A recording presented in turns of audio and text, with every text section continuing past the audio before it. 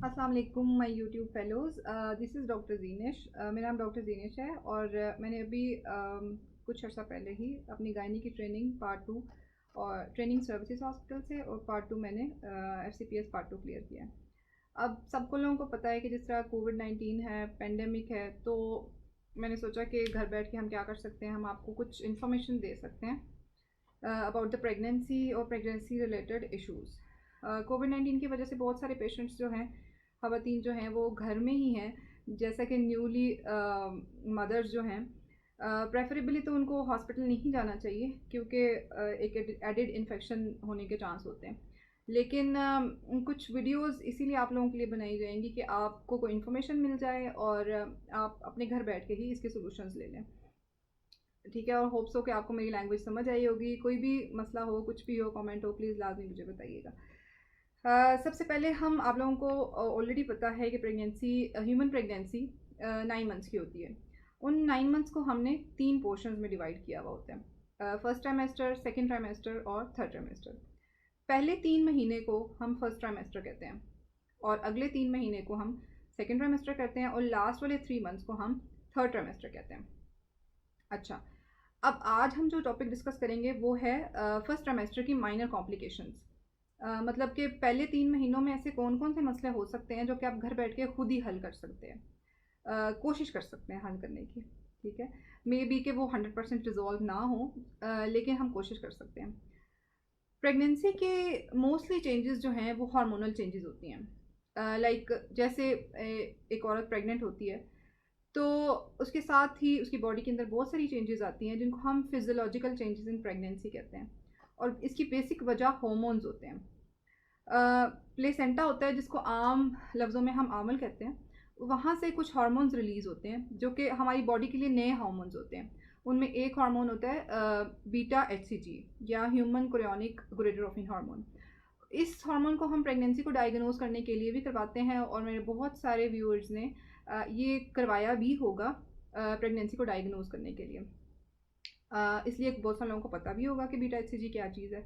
इस beta HCG की वजह से डे बाय डे, मतलब 1 दिन 2 दिन 3 दिन, ये डे बाय डे इसकी अमाउंट हमारी बॉडी के अंदर ज़्यादा होती जाती है, जिसकी वजह से हमारी बॉडी की चेंजेस भी थोड़ी ज़्यादा होती जाती हैं विद द पासिंग डेज। तो सबसे पहले हम जिस टॉपिक पे बात करने वाले हैं वो है नौजिया और वॉमिटिंग, मतली और उल्टी आना। 80 से 85% खवातीन, 80 to 85% जो हमारी खवातीन होती हैं उनको नौजिया होता है, लेकिन 50% खवातीन के अंदर वॉमिटिंग भी होती है। ठीक है, यानी कि 80 से 85% खवातीन ऐसी हैं जिनमें बीटा HCG जो है वो इस तरह से इम्पैक्ट हमारी बॉडी में डालता है कि हमें नौजिया हम अप्रिशिएट करते हैं और उसकी वजह, बेसिक वजह हमारी हार्मोनल चेंजेस ही हैं और उनमें बीटा HCG एक बहुत बड़ा हार्मोन होता है। ठीक है, हर पासिंग डे के साथ बीटा HCG ज़्यादा होता जाता है। ठीक है, प्रेगनेंसी बढ़ती जाती है और प्रेगनेंसी के सिम्टम्स जो हैं वो पहले से ज़्यादा होते जाते हैं। ठीक है, इसलिए विद द पासिंग डेज आपको नौजिया भी ज़्यादा फील होता है जो कि 100% कभी भी नहीं ठीक हो सकता। ठीक है, लेकिन हम इसको कम करने के लिए बहुत सारी हम चेंजेस कर सकते हैं, हम अपने लाइफस्टाइल के अंदर मॉडिफाई कर सकते हैं जिसकी वजह से हम इसको थोड़ा कम कर सकते हैं। ठीक हो गया, लेकिन अगर तो नौजिया वॉमिटिंग इतना है कि आप बेयरेबल है आपके लिए, आप इसको बर्दाश्त कर सकते हैं, मेडिसिन से ये ठीक हो रहा है, आप खुराक की चेंज ऐसी कर रहे हैं जिसकी वजह से ये ठीक हो रहा है, यानी कि 80% तक रिजॉल्व हो रहा है, 70 to 80% तक, तो इट इज़ नॉर्मल। लेकिन अगर तो आपको वॉमिटिंग इतनी ज़्यादा है कि आपसे कोई भी चीज़ टॉलरेट नहीं हो रही, not even a drop of water, आप ड्रॉप ऑफ वाटर भी टॉलरेट नहीं आपसे हो रहा और आपका वेट गिरता जा रहा है, तो इस सिचुएशन को हम हाइपरेमेसिस ग्रेविडेरम कहते हैं और ये एक ऐसी अलामत है जिसमें आपकी डॉक्टर की वैल्यूएशन लाजमी है। उसको आप घर बैठ के ट्रीट नहीं कर सकते क्योंकि उसके अंदर आपकी बॉडी का वेट गिरना शुरू हो गया। इसका मतलब है प्रेगनेंसी आप में इतना ज़्यादा चेंज लेके आ रही है कि आपका बॉडी वेट जो है वो गिरना शुरू हो गया और हमारी मेडिकल टर्म में हम इसको हाइपरेमेसिस ग्रेविडेरम कहते हैं। थोड़ी सी मुश्किल टर्म है, लेकिन अगर आपने सुनी भी होगी तो आपको, मेरे मुंह से अगर सुनी भी होगी तो आप लोग को जो भी कहीं ये यूज़ करेगा तो आपको पता चल जाएगा। अच्छा, इसको रिजॉल्व करने के लिए हम क्या कर सकते हैं नौजिया और वॉमिटिंग के लिए? सबसे पहली चीज़ जो हम कर सकते हैं वो है लाइफस्टाइल को कैसे मॉडिफाई करें हम अपने। पहले तो हम लाइफस्टाइल के अंदर ऐसी क्या चेंजेस लेके आए कि ये ठीक हो जाए। कुछ नहीं, ठीक तो हम नहीं कर सकते इसको, लेकिन हम इसको कम ज़रूर कर सकते हैं। ठीक हो गया? तो उसके बाद फिर अगर नहीं ठीक होता तो हम ड्रग्स की तरफ आ जाते हैं कि हम कौन सी ऐसी मेडिसिन ले सकते हैं। अच्छा, तो लाइफस्टाइल के अंदर हम ऐसा क्या कर सकते हैं कि हमारी वॉमिटिंग थोड़ी कम हो जाए। ईट स्मॉल मील्स, अपने खाने की मिकदार को कम कर दें। मतलब खाएं आप हर 2-2 घंटे बाद, लेकिन जब भी खाएं स्मॉल पोर्शंस में खाएं, ताकि उसको डाइजेस्ट होने का प्रॉपर टाइम मिल जाए। ठीक हो गया? मतलब हर 2-2 घंटे बाद खाएं, 3-3 घंटे बाद खाएं, लेकिन आप खाएं लाजमी, लेकिन वो स्मॉल मील्स, स्मॉल छोटे छोटे पोर्शंस में होना चाहिए। दूसरा आप क्या कर सकते हैं, वाटर इनटेक ज़्यादा कर दें, पानी की मिकदार ज़्यादा कर दें आप। और पानी की मिकदार आप किसी भी फॉर्म में ले सकते हैं। आजकल गर्मियों का मौसम है और गर्मी काफ़ी पीक पे है, तो आप स्कंजबीन ले सकते हैं, जूसेस ले सकते हैं, मिल्क शेक्स ले सकते हैं। All main to do is to keep you hydrated. आपकी बॉडी के अंदर पानी की कमी नहीं होनी चाहिए। ठीक है? और इनके अंदर न्यूट्रिएंट्स भी होते हैं, वाइटामिन भी होते हैं, जो आपकी बॉडी की जो कमी रोज़ बरोज़ हो रही होती है उसको कम पूरा करने में भी हेल्प करते हैं। इसके अलावा आप क्या ले सकते हैं, जिंजर ले सकते हैं। जिंजर भी कुछ हद तक आपकी बॉडी में आपको ये नोज़िया और वॉमिटिंग को कम करता है। जिंजर के अलावा जो हर्बल मेडिसिन आपको आपके बड़े बताते हैं, मेडिसिन तो नहीं, हम कहेंगे उसको, लेमन आप ले लें, इमली ले सकते हैं, इमली आलू बुखारा भी ले सकते हैं। और हर वो चीज़ जो आपको आपकी नोज़िया को रिलीव करने के लिए हेल्प देती है और आपको 1-2 घंटे टॉलरेट करने में हेल्प देती है, वो आप यूज़ कर सकते हैं फर्स्ट 3 मंथ्स के अंदर, without going to doctor, without consulting doctor. इसके बावजूद अगर नहीं ठीक होता तो आप आते हैं ड्रग्स की तरफ। ड्रग्स में हम जो मेडिसन बहुत कॉमनली देते हैं, इससे कोई साइड इफ़ेक्ट्स नहीं है, और आप कोई भी किस्म का, मतलब आपको मेडिकल डिसऑर्डर भी हो, अगर प्रेगनेंसी का साथ शुगर हो या प्रेगनेंसी के साथ ब्लड प्रेशर हो, तो आप वो ले सकते हैं। और वो है ENVEP। वो आप घर बैठ के भी ले सकते हैं विदाउट कंसल्टिंग एनी डॉक्टर। अच्छा, अगर एनवीप और लाइफस्टाइल मॉडिफिकेशन से आपकी नोज़िया वॉमिटिंग बेहतर हो जाती है तो इट्स फाइन, बहुत अच्छी बात है। लेकिन अगर नहीं ठीक होती तो आप ज़्यादा से ज़्यादा मैक्सिलॉन की एक टैबलेट खा सकते हैं खुद से, लेकिन फिर भी ठीक नहीं हो रहा तो you need to consult doctor, फिर आपको डॉक्टर के पास जाना है। लेकिन मेक श्योर कि पहले 3 महीनों में आपने फॉलिक एसिड की टैबलेट लाजमी स्टार्ट कर देनी है। फौलाद की गोली, वो 30-40 रुपए की एक इतनी सी 100 टैबलेट्स वाली डिब्बी होती है, वो हर बंदा इजीली हर बंदे के लिए इजीली अवेलेबल है। ठीक है? हर मेडिकल स्टोर में अवेलेबल है, वो लाजमी शुरू कर देनी है आप लोगों ने। ठीक है? फर्स्ट 3 मंथ्स में बहुत इंपॉर्टेंट है फॉलिक एसिड, क्योंकि फॉलिक एसिड बच्चे की जिस्मानी बनावट को मेंटेन रखता है, उसको बनाने में हेल्प करता है, उसको सही बनाने में हेल्प करता है, और जो एबनॉर्मेलिटी के चांसेस होते हैं उनको कम करता है। आई होप आपको मेरी बातें समझ आ रही होंगी। मैं कोशिश कर रही हूँ कि मेडिकल टर्म्स ज़्यादा ना यूज़ करूँ, लेकिन जो भी आपको बातें नहीं समझ आ रही वो आप मुझे कमेंट करके पूछ सकते हैं, बता सकते हैं, और I will appreciate that. Second जो हम टॉपिक डिस्कस करने लगे हैं वो है GERD, गैस्ट्रोएसोफेजियल रिफ्लक्स डिजीज़, या फिर हम आम ज़बान में इसको सीने की जलन या हार्ट बर्न कहते हैं। ठीक हो गया? ऑलमोस्ट जो फर्स्ट 3 मंथ्स है, जिसको हमने फर्स्ट ट्राइमेस्टर का नाम दिया था, उसमें ये 20% खवातीन को होता है। फिर सेकेंड ट्राइमेस्टर में थोड़ा ज़्यादा होता है, फिर थर्ड ट्राइमेस्टर यानी लास्ट 3 मंथ्स में ये और ज़्यादा होता है, और ज़्यादा एक्सपीरियंस करते हैं लोग इसको। और इसकी भी बहुत जो इम्पॉर्टेंट चीज़ है, किस वजह से होता है, वो प्रेगनेंसी के हार्मोन्स ही हैं। नॉर्मली अगर आप देखें, अगर आप खुराक खाते हैं, कोई भी चीज़ खाते हैं, तो खुराक की नाली से ये मैदे तक जाती है, और खुराक की नाली से मैदे तक जाने के लिए बहुत सारे ऐसे मसल्स हैं जो कि कंट्रोल करते हैं खुराक को वापस आने से। ठीक है? नॉर्मल हालात में हमारा फूड वापस नहीं आता, लेकिन प्रेगनेंसी के अंदर जो हार्मोनल चेंजेस होती हैं वो क्या करती हैं, वो हमारी इस जो ट्रैक है उसको थोड़ा लूजन कर देती हैं, रिलैक्स कर देती हैं, जिसकी वजह से हमारे फूड कंटेंट्स जो हैं वो थोड़ा ऊपर आना शुरू हो जाते हैं, खुराक की नाली में वापस आना शुरू हो जाते हैं। और इस चीज़ की वजह से हमें एसिड थ्रश, यानी कि अगर आप बहुत सारे लोगों ने अगर जिसको एक्सपीरियंस किया हो तो वो उनको प्रॉपर एक एसिड का कड़वा टेस्ट ज़ुबान में फील भी होता है, और इसको हम कहते हैं गैस्ट्रोएसोफेजियल रिफ्लक्स डिजीज़। और ये क्या बेसिकली क्या करता है, ये हार्ट बर्न करता है, चेस्ट डिस्कम्फर्ट करता है, सीने की जलन होती है, डकार आप भी आ सकते हैं। इसके मुंह का कड़वा टेस्ट करते हैं प्रेगनेंसी में, जिसकी वजह से आपकी खाने की रुकावट हो सकती है और आपको थोड़ा मसला हो सकता है। अच्छा, जो जो प्रेगनेंसी बढ़ती जाती है क्या होता है, आपका टमी बढ़ता जाएगा, ठीक है। इस टमी का प्रेशर ऊपर भी पड़ेगा और थोड़ा टांगों की तरफ भी पड़ेगा, ठीक है। जब ये प्रेशर ऊपर पड़ेगा तो स्टमक जो हमारा मैदा है वो और ऊपर हो जाएगा, वो और क्लोज टू हमारी खुराक की नाली हो जाएगा। इसकी वजह से ज़्यादा चांस है कि फूड और ऊपर ही रहे, ठीक है। इसीलिए जो जो एंड ऑफ प्रेगनेंसी होती जाती है तो उस एंड ऑफ प्रेगनेंसी तक हमारा ये गर्ड या हार्ट बर्न ज़्यादा होता जाता है, ठीक है। आई होप आपको समझ आ रही होगी। अच्छा, इसके लिए हम कर क्या सकते हैं? सबसे पहले लाइफस्टाइल मॉडिफिकेशंस, यानी कि घर बैठ के आप क्या कर सकते हैं, लाइफ के अंदर से क्या चेंजेस लेके आ सकते हैं जिसकी वजह से आपकी ये जो गर्ड है, गर्ड की फीलिंग है, ये थोड़ी कम हो जाए। क्या कर सकते हैं? प्रॉप्ड अप, यानी कि अपने आप को अपराइट रखें। अगर आपने बैठना है तो आप कोशिश करें कि आप 2 तकिए लेके पीछे टेक लगा के बैठें, ज़्यादा लेटे ना रहें, ठीक है। और अगर आपने सोना है तो 2 तकिए लेके अपने सर को थोड़ा ऊंचा रखें ताकि खुराक की नाली और हमारा जो मैदा है वो थोड़ा नीचे की तरफ रहे, वो बिल्कुल स्ट्रेट ना हो। अगर वो स्ट्रेट होगा ना तो फिर खुराक ट्रैवल करती करती करती करती ऊपर आ जाएगी, दोबारा ऊपर आ जाएगी और फिर ज़्यादा चांसेस होंगे गर्ड होने के। तो इसलिए try to be lie straight, sorry propped up, थोड़ी अपराइट सोने की कोशिश करें 2 तकिए लेके। Avoid spicy food. प्रेगनेंसी आगे जाती जाती है, ठीक है। अब मुझे पता है कि आपका ना दिल करता है, प्रेगनेंसी में डिफरेंट क्रेविंग्स होती हैं, लेकिन ट्राई करें कि स्पाइसी चीज़ें कम खाएं। उन स्पाइसी चीज़ों से एसिड ज़्यादा बनता है और फिर वो एसिड जो है वो एसिडिटी ज़्यादा करता है और उसकी वजह से गर्ड ज़्यादा एग्रीवेट होता है, ठीक है। कैफीन का इस्तेमाल, यानी कि चाय और कॉफ़ी, ये कम कर दें, ठीक है। और कुछ अगर फिर भी नहीं ये चीज़ ठीक होती है आपकी, ठीक है, तो फिर आप एल्जिनेट प्रिपरेशंस, अगर आप मेडिसिन की तरफ आएँ, यानी कि हर घर में ऑलमोस्ट हमारे पाकिस्तान में जो एसिडिटी है, एसिडिटी का प्रॉब्लम वो हर घर में ही है, ठीक है, जिसको हम एपीडी कहते हैं आम अल्फाज में। और म्यूकिन का सिरप हर बंदे ने ही पिया हुआ होगा, तो घर में आप क्या कर सकते हैं, आप म्यूकिन का सिरप पी सकते हैं, गैविस्कॉन का सिरप पी सकते हैं। इसके अलावा एक और बहुत अच्छा सिरप है जिसको हम कहते हैं लेजीटा एडवांस।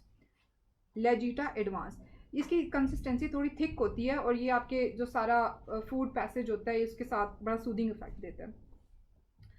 ठीक हो गया। और ये था हमारा गर्ड का थोड़ा सा टॉपिक जो हमने प्रेगनेंसी में डिस्कस किया।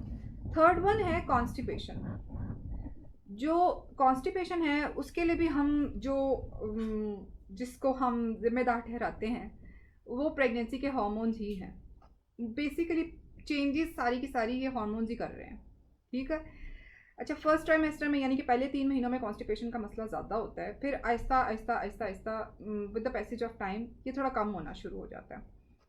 अच्छा, पहले 3 महीनों में एक बात मैं करूँगी कि पहले 3 महीनों को अगर हम छोड़ें, सेकेंड और थर्ड ट्राइमेस्टर में अगर तो आप आयरन की टैबलेट्स खा रहे हैं ना, तो the constipation can be because of the iron tablets. वो आयरन की गोलियों की वजह से भी हो सकती है, ठीक है। तो मेक श्योर कि आप आयरन की टैबलेट्स किस तरह से ले रहे हैं। एक तो हमारी आम आवाम में ये कॉन्सेप्ट है कि अगर गोली को आप दूध के साथ लेंगे तो उसका इफेक्ट ज़्यादा होगा। नहीं, ऐसी कोई बात नहीं है, ठीक है। अगर आपने टैबलेट को पानी के साथ लेना है। अच्छा, 4th मंथ से ऑनवर्ड्स ना डॉक्टर आपको कैल्शियम और आयरन दोनों गोलियां देते हैं। दोनों गोलियां इकट्ठी नहीं खानी, यानी कि अगर आप सुबह आयरन खा रहे हैं तो उसकी टाइमिंग, जो कैल्शियम की टैबलेट की टाइमिंग है, उसको डिफरेंट करें। आप दोपहर में रखें या शाम में रखें, दोनों गोलियां इकट्ठी नहीं खानी, फिर वो एक दूसरे के इफेक्ट को डिस्टर्ब कर देते हैं, ठीक है। आपने क्या करना है कि जब आपने खाना खाना है, आपने आधा खाना खाना है, उसके बाद आपने क्या करना है, आपने आयरन की टैबलेट खानी है और उसके बाद आपने आधा खाना खाना है, ठीक हो गया। इसके अलावा आप क्या कर सकते हैं, आप दूध के साथ ना लें, पानी के साथ टैबलेट लें, ठीक है। उसके बावजूद अगर आपको लगता है कि ये आयरन की वजह से कॉन्स्टिपेशन है, और तो फिर हम डॉक्टर को दिखाएं, क्योंकि वो फिर आपका सॉल्ट चेंज कर देंगे। आयरन तो देंगे, लेकिन आयरन की डिफरेंट फॉर्मुलेशंस होती हैं हमारी मार्केट्स में जो हम प्रिस्क्राइब करते हैं, फिर हम सॉल्ट चेंज कर देते हैं, ठीक है। लेकिन वो भी आप घर बैठ के कॉल पे डॉक्टर से पूछ लें, आप जाने की ज़रूरत नहीं है। अच्छा, फर्स्ट 3 मंथ्स में अगर आपको कॉन्स्टिपेशन है तो आप क्या कर सकते हैं। बेसिकली जिम्मेदार हमारा हार्मोन ही है और वो है बीटा HCG। उसके लिए आप क्या कर सकते हैं, पानी की मिकदार ज़्यादा कर दें, ठीक है। पानी ज़्यादा पिएं। High fibre diet. फाइबर किस किस चीज़ में होता है? फाइबर गंदम में, जौ में, सब्जियों में, इसके अलावा फ्रूट्स में होता है, ठीक है।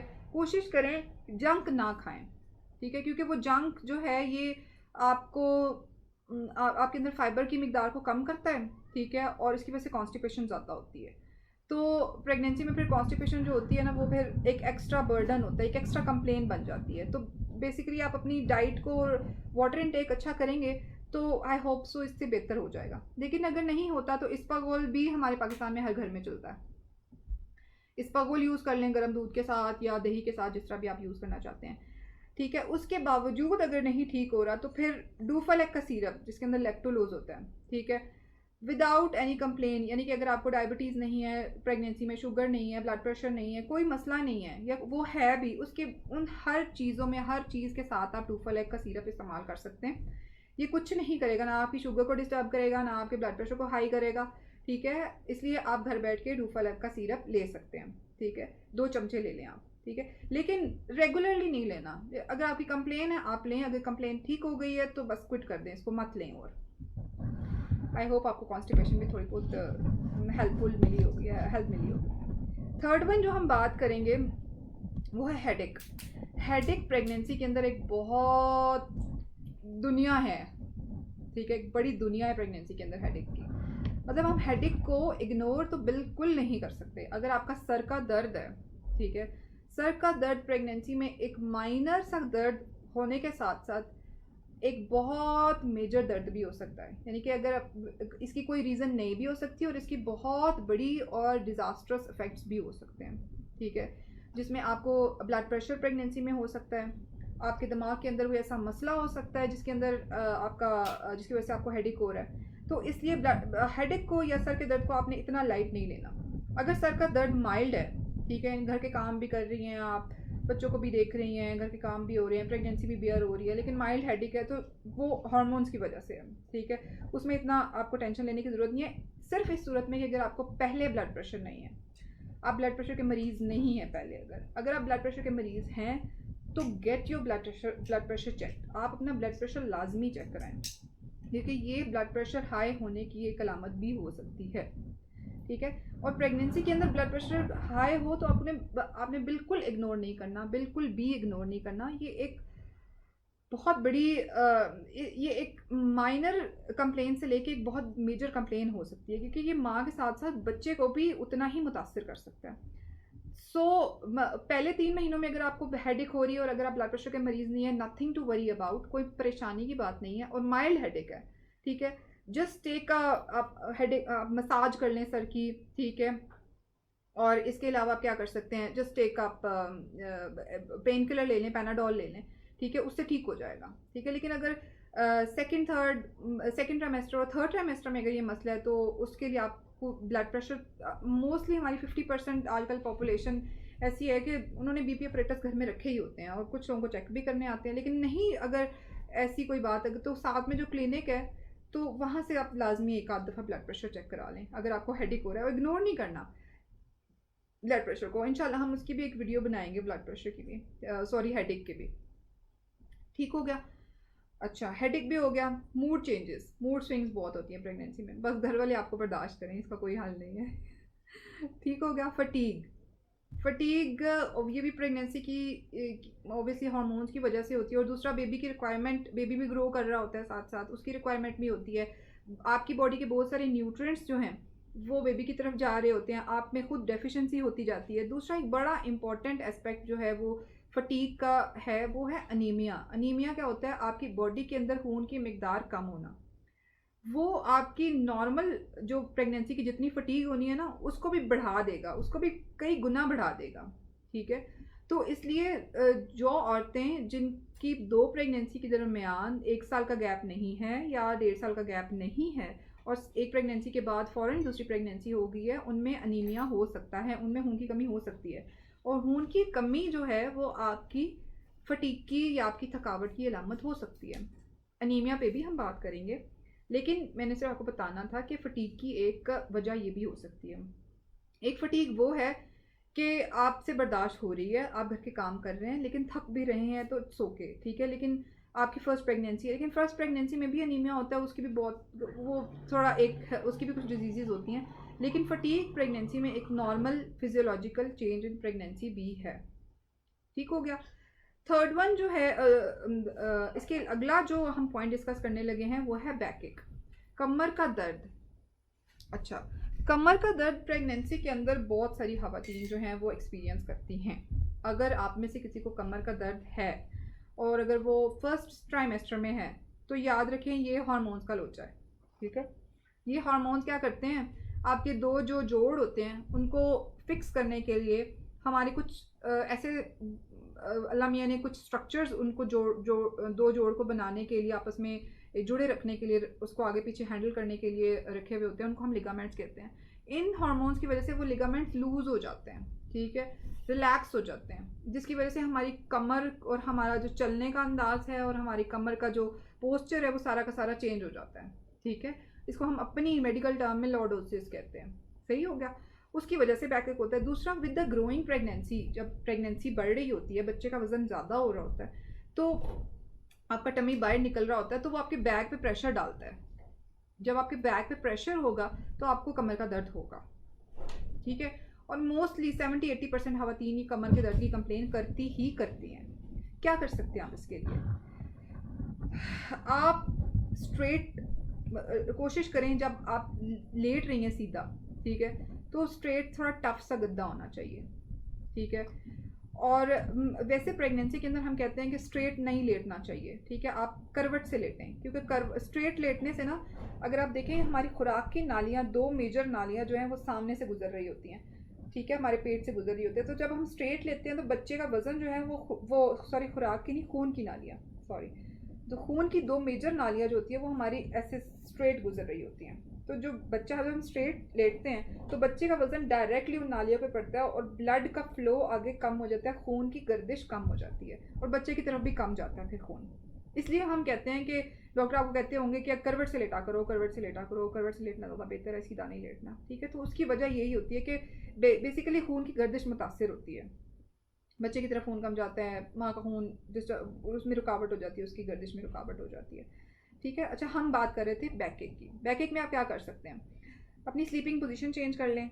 ठीक है, मसाज करवा लें। ठीक है, मसाज भी एक है। दूसरा, बैक केयर एक्सरसाइजेज जिनको हम फिजियोथेरेपी, अगर आप मोस्टली वैसे पाकिस्तान में फिजियोथेरेपिस्ट हर बंदा अफोर्ड नहीं कर सकता और इतने ज़्यादा पॉपुलर भी नहीं है हमारे फिजियोथेरेपिस्ट, लेकिन अगर कोई फिजियोथेरेपिस्ट आपके जानने वाला है तो आप उससे पूछ लें कि बैक केयर की एक्सरसाइजेज फिजियोथेरेपी वाले कैसे बताते हैं, क्या करना चाहिए। ठीक है, इन चीज़ों, इन 3-4 पॉइंट से आपका बैक एक ठीक हो सकता है। अदरवाइज़ ये कभी भी 100% तो मैं आपको कहीं कोई चीज़ नहीं ठीक होगी। ठीक है, लेकिन हम कुछ हद तक इनको मिनिमाइज़ कर सकते हैं। अच्छा, इसके अलावा हम एक और चीज़ को डिस्कस कर लेते हैं, वो है सांस का फूलना, ब्रेथलेसनेस। ब्रेथलेसनेस, जिस तरह मैंने आपको हेडेक के बारे में बताया, सर के दर्द के बारे में बताया, वो एक माइनर कंप्लेंट से लेके एक बहुत मेजर बीमारी भी हो सकती है, वो है शॉर्टनेस ऑफ ब्रेथ। अगर तो सेकेंड ट्राइमेस्टर या थर्ड ट्राइमेस्टर यानी कि चौथे महीने से ऑनवर्ड्स आपको बहुत ज़्यादा सांस फूल रहा है आपका, तो ये नॉर्मल नहीं है। अब बैठे बैठे भी सांस फूल रहा है आपका, बातें करते करते सांस फूल रहा है, घर का काम करते करते सांस फूल रहा है, तो ये नॉर्मल नहीं है। इसके लिए आपको डॉक्टर की एवेलुएशन लाजमी चाहिए, लाजमी चाहिए। ठीक है, उसके अलावा फर्स्ट 3 मंथ्स में अगर बहुत ज़्यादा सांस फूल रहा है, ठीक है, बात नहीं कर पा रहे, पूरे सेंटेंसेस नहीं बोले जा रहे, घर का काम करते हुए बहुत सांस फूलता है, सीढ़ियाँ चढ़ते हुए बहुत सांस फूलता है, बहुत सांस फूलता है कि आप रेस्ट करते हैं उस पर भी नहीं ठीक होता, तो you need to get evaluated. ठीक है, आपको एवेलुएशन चाहिए ही चाहिए। लेकिन अगर माइल्ड ब्रेथलेसनेस है, माइल्ड शॉर्टनेस ऑफ ब्रेथ है आपकी, यानी कि बहुत कम है, अब बर्दाश्त हो जाती है, बैठते हो तो ठीक हो जाती है, बात भी करते हो तो बहुत ज़्यादा सांस नहीं फूलता लेकिन फूलता है, तो पहले 3 महीनों में इट्स ओके, ये नॉर्मल चेंज। फिर अगेन वही हार्मोन्स का लोचा, हार्मोन्स की वजह से ही है। ठीक है, इसलिए इसको भी इग्नोर नहीं करना आपने, अपने आप को मॉनिटर खुद मॉनिटर करना सीखें। ठीक है, कि हम क्या कर सकते हैं अपने साथ, कि हमें कब डॉक्टर के पास जाना है, हर चीज़ को इग्नोर नहीं करना। ठीक है, पाकिस्तान के अंदर अभी शराय अमवात औरतों की बहुत ज़्यादा है प्रेगनेंसी के अंदर, इसलिए खुद से सीखें। इंटरनेट की सहूलत हर बंदे के पास है, यूट्यूब वीडियोज़ देखें ताकि आपको थोड़ा इल्म हो, आपको पता हो प्रेगनेंसी में क्या चीज़ नॉर्मल है, क्या चीज़ एब नॉर्मल है। दाइयों पे यकीन ना करें, लोगों की बातों पे यकीन ना करें, प्लीज़ ऑथेंटिक बातों पे यकीन करें, ठीक है। बहुत मैंने लेक्चर दे दिया आज आप लोगों को। होप मुझे लगता है आपको बातें समझ आ रही होंगी।